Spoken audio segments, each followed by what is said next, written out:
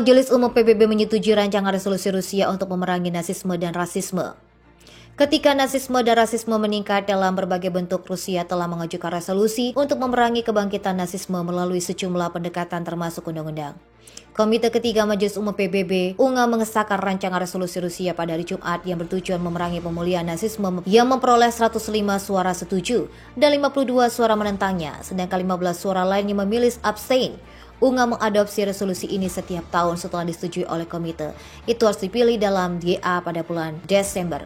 Dokumen yang berjudul Memerangi Pemulihan Nasisme, Neonazisme, dan praktik lain yang berkontribusi pada eskalasi bentuk rasisme modern, diskriminasi rasial, nefofobia, dan intoleransi terkait merekomendasikan agar negara-negara mengambil tindakan nyata yang tepat, termasuk di lapangan perundang-undangan dan pendidikan sesuai dengan kewajiban internasional mereka di bidang hak asasi manusia untuk mencegah revisi sejarah dan hasil Perang Dunia Kedua dan penolakan kejahatan terhadap kemanusiaan dan kejahatan perang yang dilakukan selama Perang Dunia Kedua. Resolusi itu juga menyuruhkan kepada negara-negara anggota untuk mengambil langkah-langkah aktif untuk memastikan bahwa sistem pendidikan mengembangkan konten yang diperlukan untuk memberikan catatan sejarah yang akurat. Resolusi tersebut ditulis bersama oleh Azerbaijan, Belarusia, Venezuela, Vietnam, Kamboja, Republik Demokratik, Rakyat Korea, Kuba, Laos, Myanmar, Nicaragua, Pakistan, Syria, Sudan, Republik Afrika Tengah, Guinea Khalistiwa, dan Afrika Selatan. Penulis yang menulis dokumen tersebut dengan keras menyatakan kecaman atas insiden di mana propaganda Nazi diagungkan. Resolusi tersebut mendesak negara-negara untuk menghapus segala bentuk rasisme dengan segala cara yang tepat, termasuk melalui undang-undang, selain mengutuk penggunaan pendidikan dan retorika untuk mendorong bentuk-bentuk rasisme, diskriminasi, kebencian, dan kekerasan berdasarkan agama, kepercayaan, entitas, atau kebangsaan. Desember lalu, AS dan Ukraina adalah dua negara yang memberikan suara menentang resolusi UNGA anti-rasisme, dan negara lain yang absen yaitu Jepang, Korea Selatan, dan Kanada.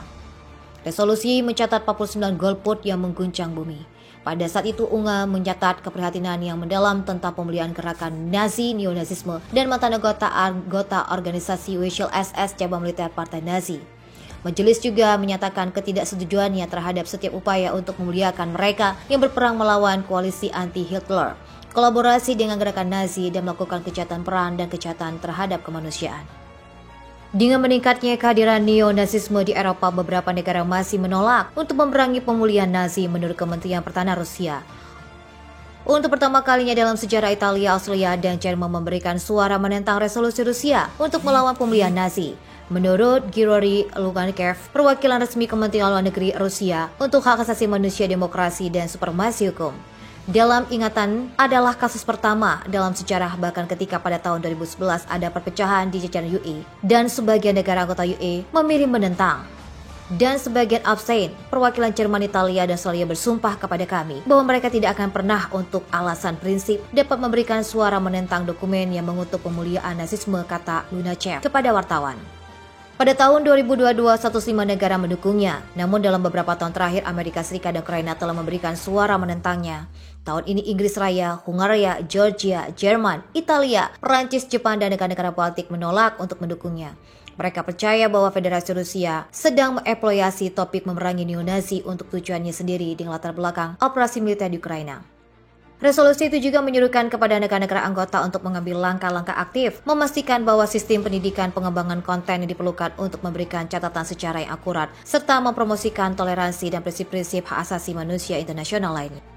Jubir Kementerian Luar Negeri Rusia Maria Zakharova menanggapi penetapan Barat terhadap resolusi tersebut dan mengatakan menciptakan keraguan tentang sifat resolusi Rusia PBB tentang perang melawan neonazi adalah tidak bermoral.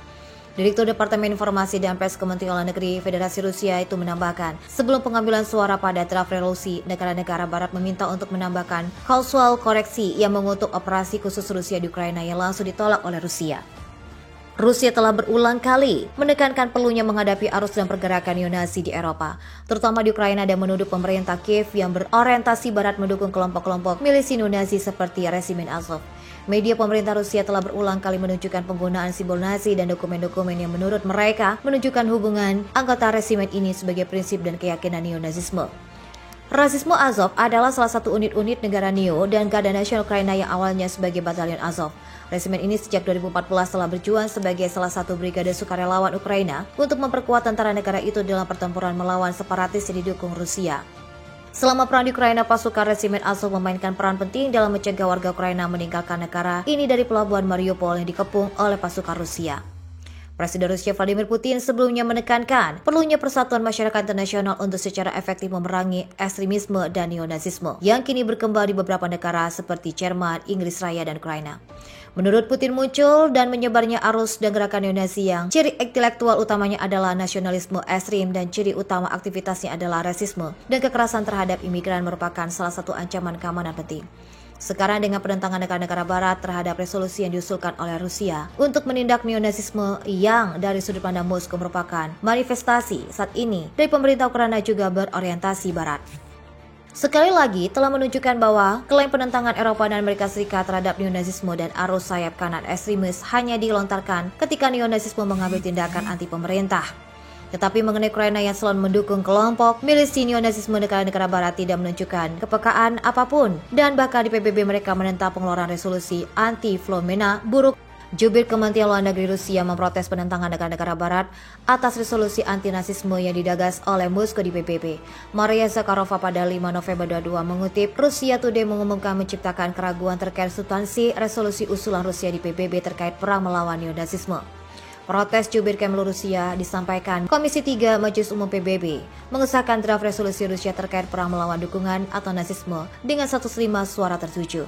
Sementara 15 negara menolak memberikan suara dan draft usulan Rusia tersebut dan 52 negara lainnya yang sebagian besar negara barat menentangnya. Kedutaan Rusia mengecam pejabat AS karena menutup mata dengan bahaya ideologi Nazi dan dorongan bagi nasionalis neonazi di Ukraina yang melakukan kejahatan. Kedutaan juga mengatakan dalam sebuah posting di Telegram, kami telah mencatat kecaman oleh Departemen Luar Negeri atas kekerasan dan kecaman di mana-mana sehubungan dengan upaya pembunuhan terhadap Wakil Presiden Argentina Cristina Fernández de Kirchner. Namun jelas bahwa orang Amerika diplomat sengaja menutup mata sebagai keyakinan ekstrim dari kerangka kriminal tato neonazi matahari hitam miliknya yang khas dari Batalion Azov. Kedutaan menekankan bahwa deklarasi yang sangat singkat mengenai manifestasi terang-terangan radikalisme di Buenos Aires menunjukkan bahwa Washington tidak mau menarik kesimpulan yang tidak nyaman. Sebuah pertanyaan muncul, berapa banyak lagi orang di seluruh dunia yang harus terpengaruh oleh tindakan mendukung ideologi Nazi sebelum AS menyadari bahayanya dan berhenti memaafkan kejahatan nasionalis. Itulah yang dilakukan AS di Ukraina, di mana rezim Kiev berjuang terus dengan sengaja memusnahkan penduduk sipil tanpa diplomat Rusia. Pernyataan itu muncul 2 hari setelah Wakil Presiden Argentina Cristina Fernández de Kirchner selamat dari upaya pembunuhan. Kamis malam setelah seorang pria ditemukan memakai lambang neonazi menodong pistol kepalanya tetapi gagal meledak. Hal ini kembali terjadi. Neonazi telah mendapatkan lebih banyak tanah karena melihat peningkatan popularitas seperti yang terlihat di Eropa. Perang di Ukraina adalah titik puncak. Sidang PBB menyampaikan teguran keras terhadap embargo AS kepada Kuba. AS diminta mencabut embargo tersebut karena Pulau Karibia di tengah dilanda krisis ekonomi. Melansir Al Jazeera, ada 185 negara memberikan suara mendukung resolusi tidak mengikat untuk mengutuk embargo tersebut. Dalam sidang yang digelar pada Kamis 3 November 2022 itu, Amerika dan Israel memberikan suara menentang, sementara Brasil dan Ukraina abstain. Teguran tersebut adalah ke-30 kalinya PBB mengutuk kebijakan AS yang telah diberlakukan selama beberapa dekade. Meski begitu, koordinator politik AS John Kelly dalam sidang PBB itu menegaskan tentang menentang resolusi tersebut. AS menentang resolusi itu, tetapi kami mendukung rakyat Kuba dan akan terus mencari cara untuk memberikan dukungan yang berarti kepada mereka, kata John. Dikutip dari Al Jazeera, Sabtu 5 November 2022. Hal sama juga dikatakan Dubes Kuba untuk PBB Yun Gala. Ia menambahkan bahwa isolasi telah membuat logika AS terkait kemerdekaan hak asasi manusia atau HAM yang selama ini didengungkan tidak masuk akal. Jika pemerintah AS benar-benar peduli pada kesejahteraan hak asasi manusia dan penentuan nasib sendiri, rakyat Kuba itu bisa mencabut embargo. AS menganggap Kuba mengembargo sejak tahun 1960 itu menyusul revolusi Kuba yang dipimpin oleh Fidel Castro dan nasionalisasi mengakuisisi properti milik warga negara dan perusahaan AS. 2 tahun kemudian tindakan yang melarang perdagangan antara dua negara dilakukan, pembatasan lain dilakukan untuk memperkuat embargo. Sejak 2019 AS telah meningkatkan pengepungan di seluruh negara kita, membawanya ke dimensi yang lebih kejam. Tujuannya sengaja, yaitu menimbulkan kerusakan terbesar yang kemungkinan terjadi pada keluarga Kuba, ucap Menteri Luar Negeri Kuba Bruno Rodriguez dikutip FVP pada Jumat 4 November 2022. Diplomat itu juga mengecam Presiden AS Joe Biden karena melanjutkan kebijakan tekanan maksimum dan pendahuluan Donald Trump, padahal perbaikan hubungan sempat digagas Barack Obama.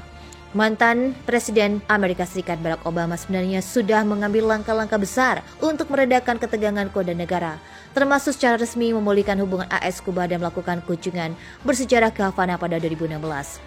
Pada tahun itu, AS juga absen untuk pertama kalinya setelah pengutusan surat PBB yang mengutuk embargo. Akan tetapi mantan Presiden AS Donald Trump membatalkan upaya-upaya tersebut. Dia mengambil pendekatan yang lebih keras, meningkatkan sanksi dan mundur ke langkah normalisasi.